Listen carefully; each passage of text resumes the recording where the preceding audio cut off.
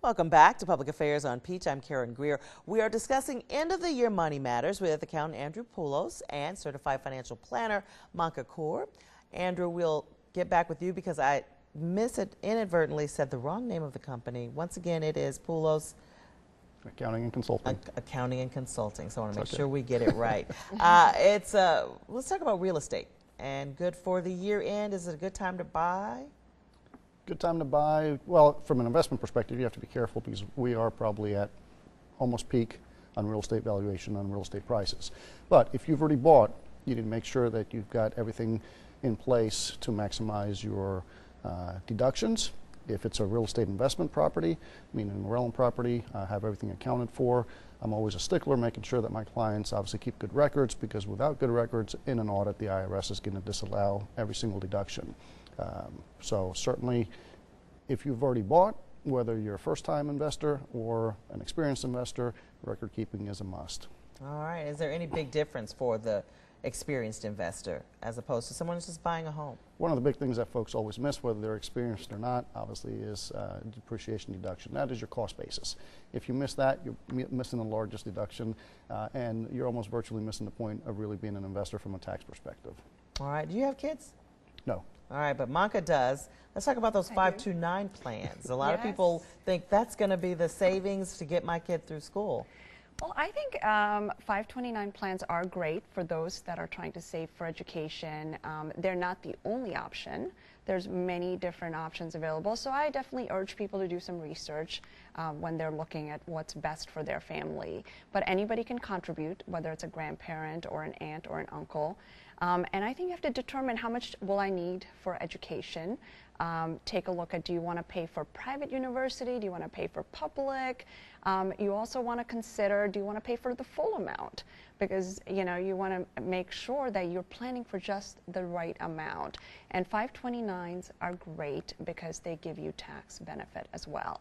So you're able to put in the money with after-tax dollars. It's tax deferred.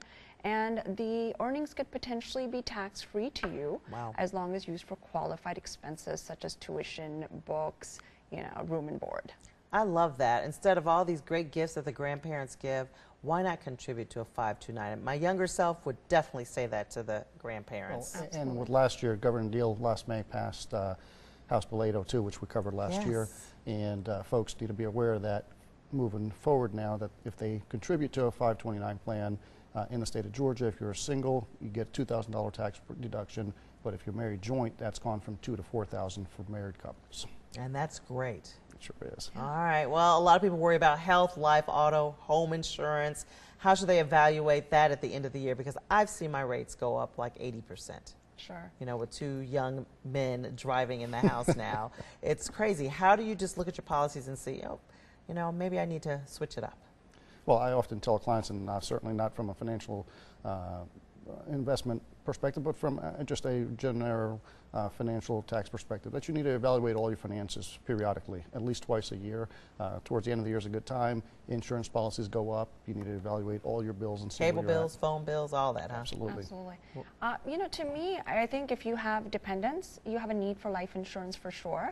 So, and that need is different. Say you have one child or you have two children, you're going to have a higher need, basically. So determine, how much income are you going to need to replace should you leave behind someone, and make sure you shop it around, because I think that's very, very important. And Manka, let's talk about required minimum distributions. Okay. What is the key to that? All right, well, at some point the IRS says, hey, you have been saving in your 401k all this time, and now is the time that you must take it out. So the year that you turn 70 and a half, oh, we've got time. Yeah. The year that you turn 70 and a half, you have to take out some portion by either December 31st, or in the first year, you can actually take it out by the next year, April 1st. So, I urge people to take a look. A lot of time custodians will send you exactly how much needs to be removed from your 401k IRA. And if they haven't, you can go on the IRS website, calculate it yourself.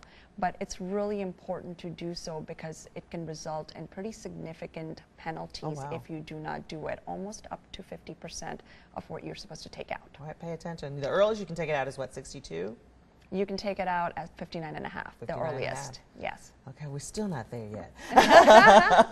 Let's talk about identity theft. A lot of folks talk, worried about that no matter where you go, especially during the holiday season. Yeah. How can people protect themselves, and how do you check your credit to make sure you've not been a victim? Sure. Well, I think we live in a whole new world now. So to me, what I tell my clients at all times is, in this day and age, in this economic environment, make sure you're on top of it at all times. Don't wait till the end of the year. Constant monitoring is the key right now.